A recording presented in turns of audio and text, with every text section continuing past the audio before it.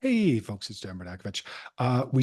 I just uncovered a way of working with the sector compass that I think is a lot easier. So I just wanted to show everybody how I did it. So as usual, I always make a duplicate copy of the slide I'm working on. So 48 is the master slide and 49 is the one we're going to work on.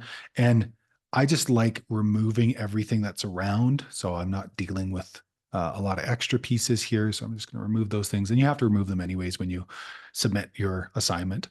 And I'm going to remove the hospitals and all those different location markers. Just really want to make sure that we have uh, a nice blank canvas to work on here. And then what I'm going to do, although I just deleted all of that and I just want to delete this, then I'm going to bring all of this off screen like so. And then we're going to bring the map back.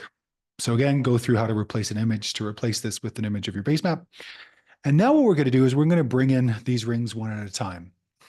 Now follow the previous tutorial to bring in what you need and how you need it. But with this, we're going to try and grab that red one first. And as you know, it can be a little finicky. So we're just going to keep pulling until we get it.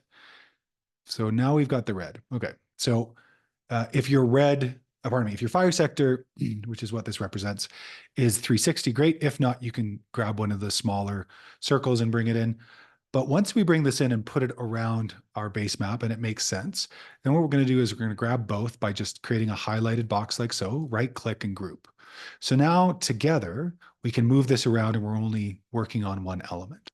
Then we'll bring in the next piece, which is the water flow. Again, if this doesn't fit your site, then definitely change it and make sure it does.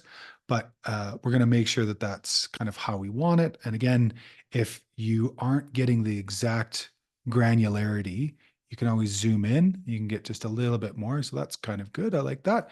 Then we're going to grab all of this, right click and group again.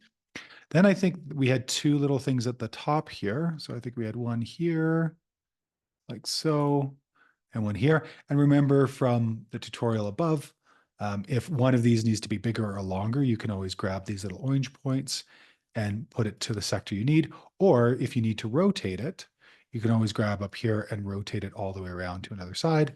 Again, you may need to move it a little bit just to make sure it fits nicely in terms of the way you want.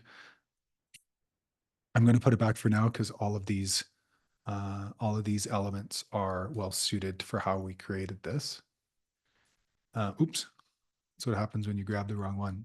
That happens from time to time. Great. And then I'm just going to make sure that we get it kind of where we wanted. I think this actually went in. Yeah, I think that's what it was. This was here and this one was above. Great. Nice. And then similarly, we're going to grab all of this now, right click, group. So again, this all becomes one element as we move it around, and then just build up your base map that way. So bring in your winter sun here. That's our winter sun. And again, your winter sun might be a little bit shorter depending where you are in the world. Again, grab everything, right click group, and then grab your orange, which is usually that summer sun. Like so that looks pretty good.